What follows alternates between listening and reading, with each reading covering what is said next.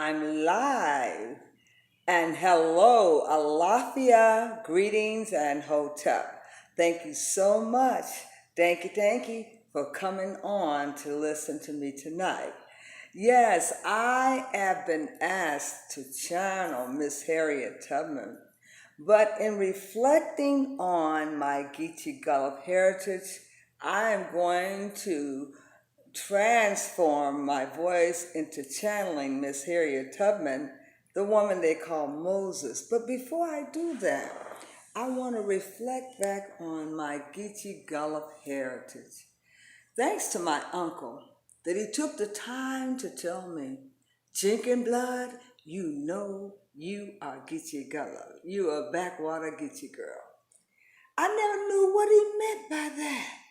I often wondered, but it was all in the way he played music, all in the way he sang his songs, and all in the way he danced and did his dance. Most of the people from Geehee, Indiana might remember Eugene Lilly, the man they call Son, who sang and danced and had his own debut right there at Coney Island on 25th Avenue. We didn't know why he had the music in him. We didn't know why he had to play his harmonica. We didn't understand what Geechee meant. But one day it clicked for me when he pulled out his trusty harmonica and he played a tune for me. So beautiful.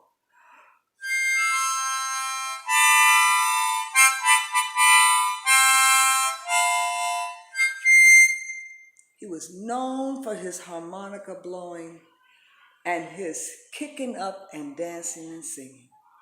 And wherever he traveled, I traveled with him throughout Geehee, Indiana, because I love my uncle so much. He made my heritage and my ancestors come alive through storytelling. He was a prolific storyteller, and he taught me the meaning of being a good storyteller. He always said, you have one thought and one sentence line to keep that story going. And as I remember my uncle, Eugene Lilly, there plowing in the garden, if you notice, he became a handicap. He was a young man in mind, but his body was giving out on him. He had to have his leg amputated, but he went right on singing and working in the garden till the news decided to write a story about this prolific storyteller. And he left the music for me. And ever since then, I've been singing and praising the fact that I am a Geechee Gullah. Make no mistake about it, that he left some tools behind and told me to keep the music going. So wherever I go, I keep the music going. Unfortunately, I have so many people that would like for me to come and grace their stage to perform at their birthday parties that when I retired from teaching, I thought that meant I had to retire from singing and dancing. But that does not mean I have to retire from music. I just have to get my show ready and put it back on the road again. That's right.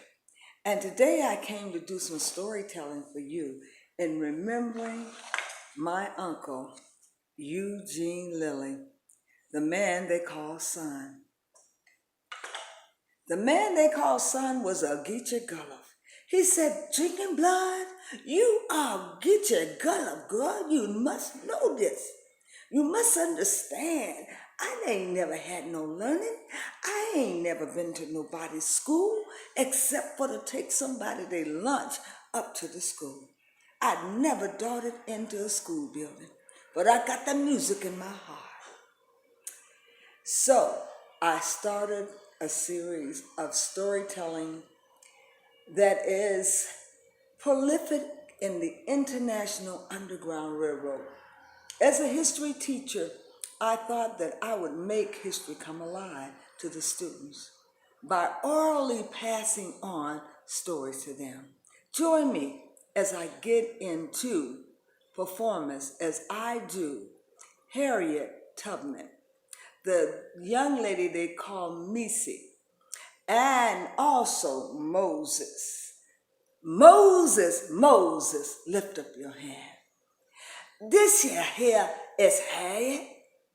I understand that the Geechee Gullah is getting ready to do their thing down there in South Carolina. Well, I didn't know I was a Geechee until somebody said, look here, Harriet, we done named a bridge after you. Like bridge over troubled water, you know what I mean, Harriet? You know, like that there. We named that bridge after you because of all the work you did down there with them Confederates when you was working for the government and the government had you passing out government rations. Do you remember, Harriet, when we didn't want to take them rations for you because you was like a spy working for the government? Do you remember, Harriet? Yeah. I remember. I was on the other side. I had to do that in order to survive. The government was paying me because I be the nurse on their establishment.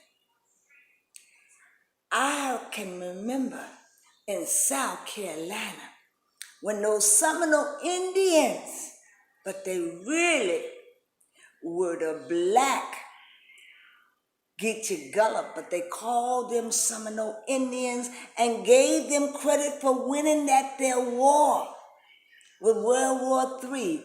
They did not win that war. It was us Geechees who won that war. They came in and they took all the women and the children, and they claimed that they won the war against the women and the children. But we were down in the rice fields, us men and women who were fighting, so they didn't win that war. But see, Harriet has been working on the Underground Railroad for some time now. Yes, I know they invite me back to talk to them about problems in the community, and they ask me, Harriet, what do you think about this, Harriet? Harriet, can you help us out with this? And I keep telling them, I done retired. Don't y'all know I done retired? Why you keep calling me back? I'm an ancestor now. And you call me back and you disrupt my sleep, and I'm trying to go on to glory, and you keep asking me to come back here to this desolate land. Now here's what y'all got to do. You have to do something like that there. You know what I'm talking about. Thank you for asking me to come here. I was grateful, but I want you to know that I can't come here and straighten out everything.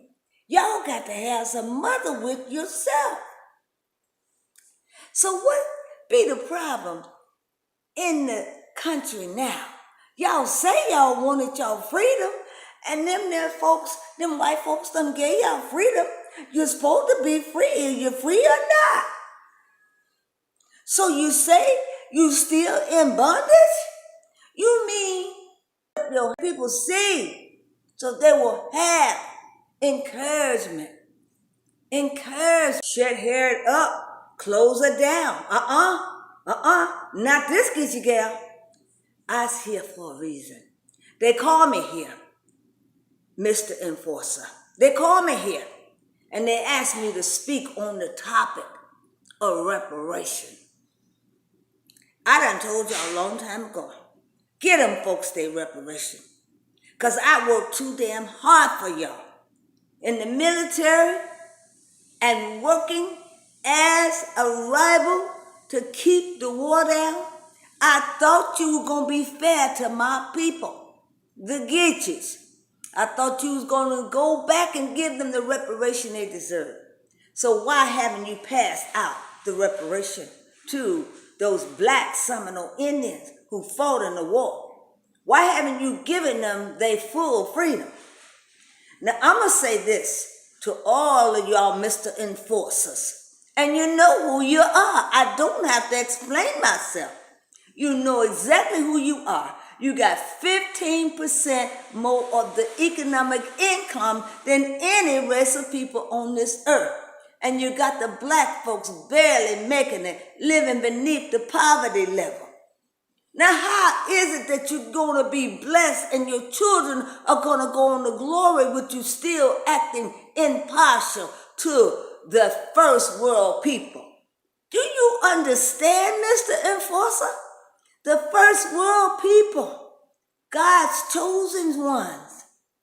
And here in the 21st century, they're still struggling. Some of them tell me they're in a high-tech lynching. And I thought y'all had overcome. When Dr. Martin Luther King came, I thought you overcame your racial discrimination and partiality, because you were going to sit down and talk about integration. What happened? What happened to the situation where you laid it on the table and said we're going to integrate, and you promised them through treaties? Did you break those treaties too? Did you lie against those treaties too? Just like you did with the Native Americans? Well, these are Geechee folks you're messing with. I want you to know that, Mr. Enforcer. These are Geechee Gullah folks, and Geechee Gullah folks will remind you that they won every war. They did not retreat. They were the only soldiers in the army who never retreated. They won every war. You don't want the Geechee Gullah to put on armor and go to war. You don't want the Geechee Gullah to call the Seminole Black Indians back, because they're something like the Buffalo Soldiers. And if you get them back here and they call them priestesses from the grave and them dry bones get up, oh, somebody gonna have to lay down when they get up. I said down, down, down. Because see, had back here now, they done built that bridge after my name. I got to live up to that. Because see, I'm a warrior by nature. I didn't just tote my pistol because I wanted to. I toted my pistol because I had to. I was the reinforcer to keep things in order. That's why these here Negroes done invited me back, because they think I'm the enforcer and that I can carry my pistol without nobody seeing me and I can reinforce things. Oh no, but I said, look here, I want y'all to remember, y'all came from a great nation of Ifa. Ifa is the one that will mend your broken heart. And I want you to remember where you came from. The tribes like the Housing and the Tree folk and the Asante tribe, them were the ones that had the power and the magic. And they tried to leave y'all with the magic and the power. Some of y'all was against all of that voodoo stuff, and you didn't realize right down there in the sugar cane where John Jacques Dessalines, Toussaint Louverture, Bookman Dadi, they went and woke up their ancestors from the grave. They got them from the grave, I tell you, and told them, come on, you're going to complete the circle. You're going to fight this war with us. And they fought courageously. Not only did they win one time, but they won 2 times. Sort of like them there Seminole Indians were fighting with me. They were strong-willed. You couldn't put them down if you wanted to. Now you tell me that the African Americans are going to have to go to war? You don't want them African Americans, not them Geechees, you don't want them to go to war, because they're going to call on their ancestors this time. Just like Nana Padilla said, call on your ancestors, Eli. Call on your ancestors. They will pick you up and they will make you strong. So somebody got to bring the house in order today. You just can't go messing around with Seminole descendants. Hell, I'll be a Seminole descendant because I'm Geechee. I didn't know it at the time, but I researched my history and found out that Jenkins blood is Geechee Gullah. And that's a nation. If you want to really understand what I'm talking about, we're not just talking about Indians. We're talking about nations. We come from tribes and nations, strong people. We be a strong heritage. Just like my mama and my daddy was strong heritage. They would get you too. Now, some of y'all don't want to speak the language and the dialect, and you're skirting around the conversation because you don't want to talk like I talk, like sort of backwards, like pig language. Well, I want to tell you that the dialect allows us to keep our secrets to ourselves. So if you know how to speak the dialect, I'm telling you to speak it and don't be ashamed. There was no shame in our game. We won several wars and we went down in history in Florida. Right there in Florida, we created a nation of black Seminole Indians. And then down there in them Rice and the Sea Island, right there in South Carolina, when they brought us over from Sierra Leone, right there in Africa, we were the strongest nation of people they brought over. And some of us, I understand, were already there on the Sea Island. We didn't even have to come from Africa. But the truth is, somebody done lied and said all of us came from Africa on some ship, and the good ship, Jesus. What the hell? We didn't come over on those ships. They can't even find the ships that we so-called came over on. We were right here on Turtle Island. It's where we be, right here on Turtle Island. And no one brought us over. No one. We'd always been here. They don't know a time when we wasn't here. We've always been here.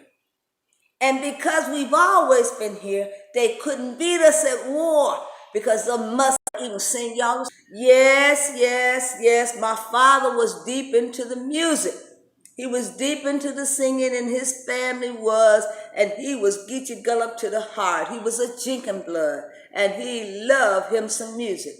And so did my uncle, who perpetuated his harmonica wherever he went, and he always was somewhere sitting under a tree telling stories to the community.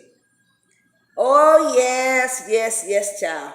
I became an international poet, writing stories and telling stories. And I came back here to tell y'all that Harriet don't have all the answers. No, I don't have all the answers. I can only tell you to be strong in the Lord and in his strength and in his might. Because see, this war y'all gonna win. This here war you gonna win. Because the time is up. And the time for the 400 plus years is almost up. You're going to win this war, but you have to get right and get in position and fly right. Because there's a lot that has to be done, and we got to pull our own people together and pull our own bootstraps up. If you got some, I'm telling you, you got brothers and sisters here fighting with one another. Don't you know Geechee Gullah knew how to organize? They were a mean fighting machine. From all aspects of the Underground Railroad to the Bahamas, to Georgia, South Carolina. They were all over, even over in England. They perpetuated and went there. And they lived in that country. So you have Geechee Gullahs who survived the war. Geechee Gullah who actually can live to tell the story of our ancestors and how brave they were when they fought down there in the trenches. Now, I want you to understand, Harriet didn't know that she was a Geechee at first. I denied it with everything in me. I didn't know how great them Geechees was going to be. And then when I found out I had bloodline in Geechee, I had to embrace it. Because Harriet has been doing the Underground Railroad now, and I discovered I have to go international. Yes, I've been to Europe, and I've lived there, So I've left my spirit there in Europe for the people there through my gospel singing.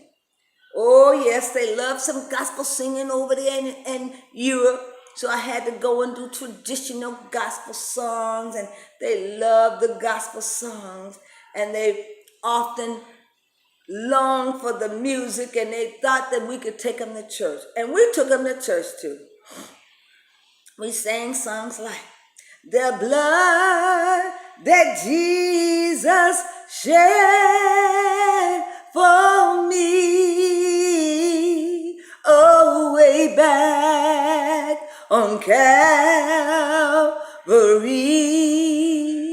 the blood that gives us strength from day to day, it will never lose its power, and it reaches to the highest mountains, oh yeah, and it reaches to the lowest valley.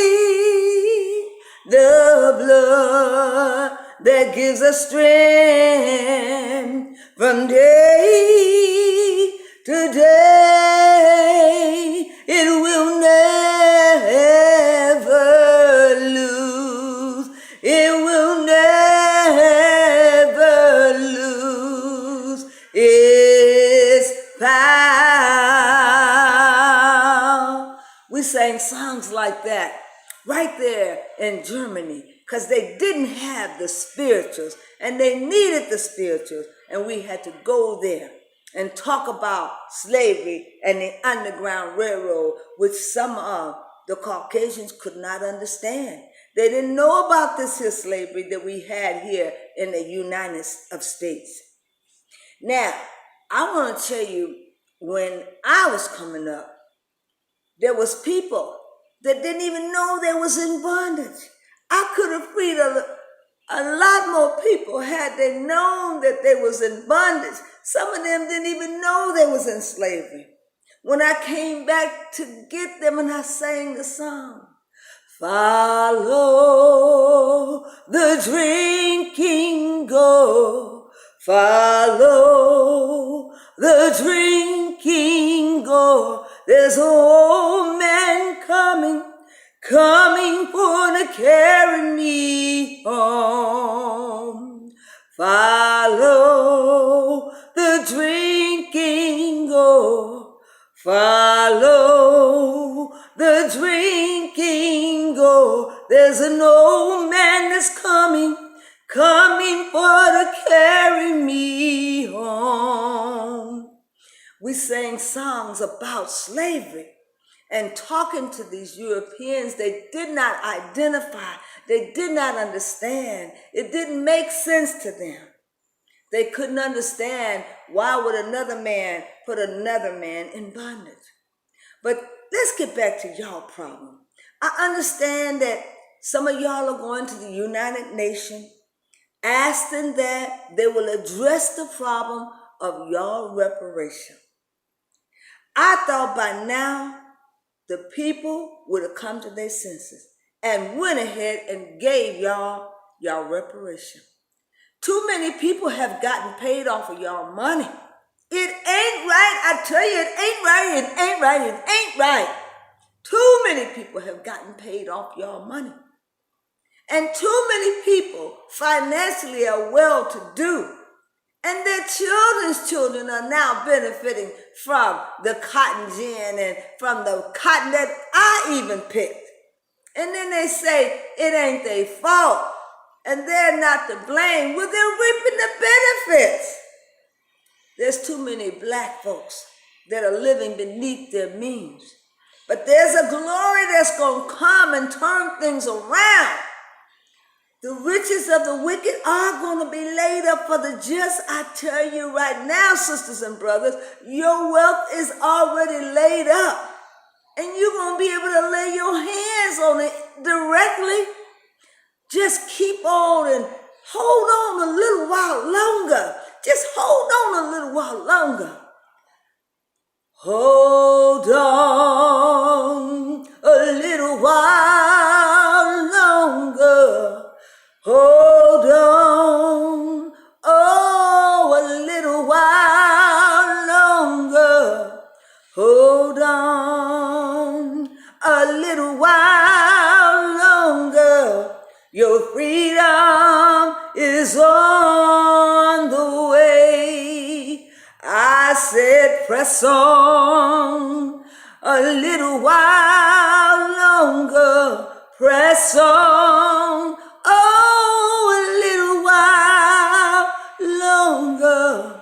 Why don't you press on a little while longer? This too shall pass. And I'm saying that to y'all because you got to be able to get over the grain house, but you got to hold on just a little while longer. And then it's going to be an uphill battle. I know this, and you know this, because when Harriet was here, she was fighting many battles, going down through the trenches, carrying people out of slavery, snatching them out of the trees before they went down. So how could a people who've done such dirt not receive their retaliation and retribution? Well, time is on its way now, and every man is going to be judged for what they've done. And I don't think that anybody is going to pass by and they will not be judged. Pass me not, oh precious Savior. Hear my humble cry while on others thou art waiting. Do not pass me by, oh Savior, oh Savior. Hear my humble cry while on others thou art calling. Do not pass me by. I'm calling Savior, oh Savior. Hear my humble cry while on thou the others call. We were all, and we never let go of our songs. And we held on to our African songs, and we sang them while we were in the trenches. Ishe ulua koleba jeo. Ishe ulua koleba jeo. Koleba jeo. Koleba jeo. Koleba jeo. Koleba jeo. Ishe olua. Koleba jeo. Ife olua. Koleba jeo. Koleba jeo. Yes, our African heritage and the songs that we kept in our spirit as we traveled through the Underground Railroad, it kept us strong. It pulled us out of some of the tough times. And when we got to Canada, we weren't overwhelmed. We were ready to go on and build a new nation. Now, what happened to those sharecroppers that got to work on the land and had had money coming from the slave master. You tell me that those sharecroppers are gonna come speak it to you some kind of way. Because people can't go on like this, struggling, eating from mouth to hand. They can't go on waiting for their 40 acres and a mule. Somebody got to come to their senses. Thus say, hey, somebody got to come to their senses and get a people what they worth. African America, I know you know that you're worth more than what you've been given. But it's okay, because things are going to change in a little while. Because Hair's back here now. Just like Sophia had to come back and straighten things out, Hair had to come back here and straighten some things out. Just like Madam C.J. Walker. They don't want us to know about our own flesh and blood and how she got to make it to the top and how she gained all her riches. But I'm going to study Madam C.J. Walker. They can hide all of her books in the library that they want to. We can purchase those books. I'm telling you, everybody go out and purchase a book by Madam C.J. Walker. The woman was a millionaire, but they don't want you to know about it. The woman was rich off of selling her hair products and her straightening comb. Well, Madam C.J. Walker gonna be channeled, and she gonna come back on this land, and she gonna spread her map of how to get rich to women, especially all over this land, because she was one rich woman, and she knew how to go to the people and their corporation and put them right on the spot and tell them that you need to invest some money in my company and help me to raise these women up. And I'm telling the United States, you need to put some money in my corporation so I can help raise these women to a higher status. Yes, Madam C.J. Walker put them right on the spot, and she shamed every one of them. And every meeting she went to, she called them on their inadequacy to service donations into corporations that can help uplift women and put them in their feet and get them out of these wash tubs and cleaning house for other people. Well, it's a new day now. Some of you think you made it. Not until you become a billionaire you haven't made it. And Madam C.J. Walker was a billionaire.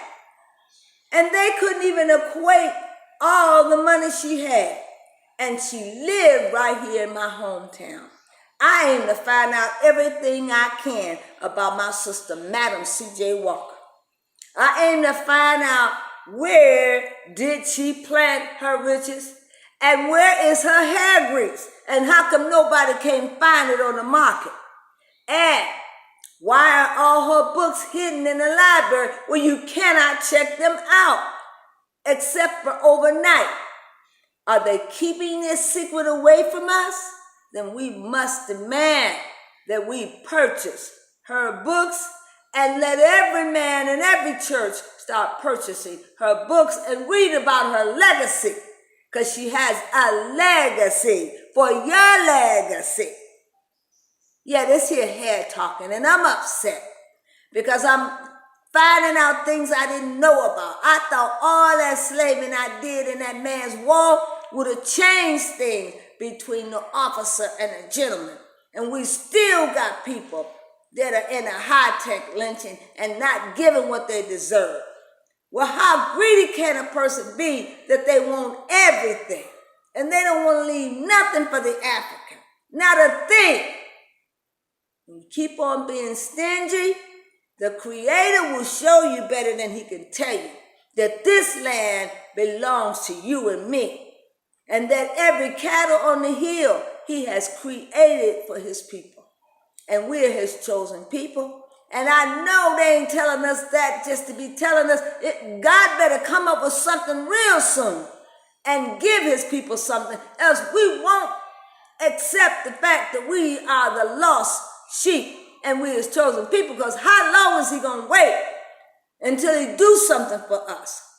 How long is he going to allow us to suffer? And how many of our people will be taken off this earth on account of selfish people who want the world for themselves? Well, you can't use religious to shame them because they don't believe in the same God we do. That's where we've gone wrong. We've got to give the slave master his religion back and accept our own religion from our African heritage. Unless we do that, we are praying to the wrong God. And some of you are bowing down to the wrong God. You're looking up at the mantle and looking at a picture of a blonde-haired, blue-eyed Jesus, and you don't even realize he don't hear you, because Christianity was used to beat us into submission. And anybody that's still walking around here that's a Christian, you're going to have to re-examine the doctrine and what it took to make a slave. It didn't take overnight to make a slave. It took some time to make a slave with that Bible holding you into submission. And some of you are still a slave and held into submission. You got to take the yoke off your back.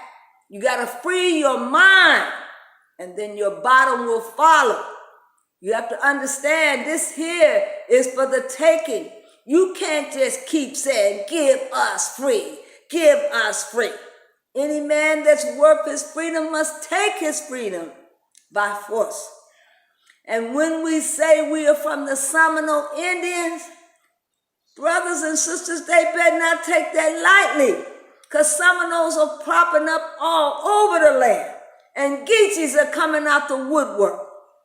And you don't want to get a Geechee upset with their fast talking stuff. You don't want to get us messed up, because we will tell you something. We are disgusted in this treaty that's been broken. Somebody better go and fix it. And I mean in a hurry, because Harry's back on the scene now. And I'm Had Tubman. Had Tubman was a mean functioning woman, and I'm telling you, I'm upset already. Just because you told me you're still in slavery and you didn't get your 40 acres of the mule, and those sharecroppers didn't get to sharecrop anything, and they gave it over to the immigrant. Why must we keep giving our lot over to somebody else? Why must we keep giving our lineage over to other immigrants? And then you tell us to wait. Well, we can't wait no more. We cannot wait anymore, and we will not wait anymore. This thing has become serious. Reparation is being heard in other nations. And other nations cannot believe that you put African Americans through this. And military. My family served well in the military. My brothers, both of them Vietnam. My uncles, both of them in World War II and World War I. And me over in 9/11. And you haven't done right by us. You haven't done right to ship our things, and you haven't done right to pay the reparation that you put on the table. And you know who you are. You know you didn't pay. You know you didn't compensate. And God is going to visit your house to remind you that a deal is a deal, and when you put it on the table, you must see it through. And there's too many of us soldiers and civilians who have gone through so much for our country. And our country cannot pay a little bit back to those people that have served, that are civilians, who had to be treated like a soldier. So, Harriet is upset. And I'm upset because we still are talking about reparation at the 1300 hour. When somebody has got bank accounts that loaded with money, and children that got all kinds of bonds, and you're leaving legacies to your children, and you're allowing our children to be starved, and everything is ripped off, and there's no legacies to leave for our grandchildren because the slave master didn't see enough to write us in the will. then write us in the will. And do it quick, fast, and in a hurry, because Harry is getting upset here. And I know them Geechee soldiers are going to come up on the ground any minute now. And they're going to demand that you do something for these people, because they've waited much too long. Much too long. And day is almost night. And we don't want to lose this fight this time. This time we win. This time we win. And Head has gotten upset, and she's preached to you to tell you that they're calling me back here to work on problems, to get situations straightened out. Well, it's time for you to come forward and do the right thing and straighten it out. Because too many people have lost so much. But there's a new world that's coming. I know this. There is a new world that's coming that's going to reign for 1,000 years. And we black folks going to be in it. And we going to be running it. Yes, we are. Because a good book in Revelation told us so. It's a prophecy. It's going to be fulfilled whether you like it or not. It's going to come to pass. And that time is almost upon us. We're looking for a Messiah in the wrong way. Our Messiah is not coming from the sky. He's coming from amongst us. And that Messiah is already here. And he is one that looks like us. And if you're trying to kill him off, don't even think about it. Because he's here to stay now. And he's going to straighten things out. Yes, he will. People can't wait forever to be compensated. We're not baggage and we are not cattle. We are human beings, the first world people. And anybody that challenged me on that, the bloodline is strong. And we can find our mother in high places. Lucy was found in high places. And we know that her bones is the oldest bones on this earth. So we are your mothers. Our only mistake is that we did not chastise our children and get them in order. It's our fault because we did not reprimand our children. We are the eldest people of this earth. And we've got to start acting like it. Must Harry keep coming back here to talk to y'all about what rights y'all have? You've got to exercise your right and know that you're the first world people. You're the indigenous Asiatic people. And the Seminoles came because we mixed our bloodline with them and we fought the war with them, and we are a nation. And nation people supposed to act like a nation people. Well, it's nation time. It's time for us to define our Geechee Gullah nations and Seminole Indians one and the same, and stand strong and write new treaties that won't be broken this time. Thank you very much. O double.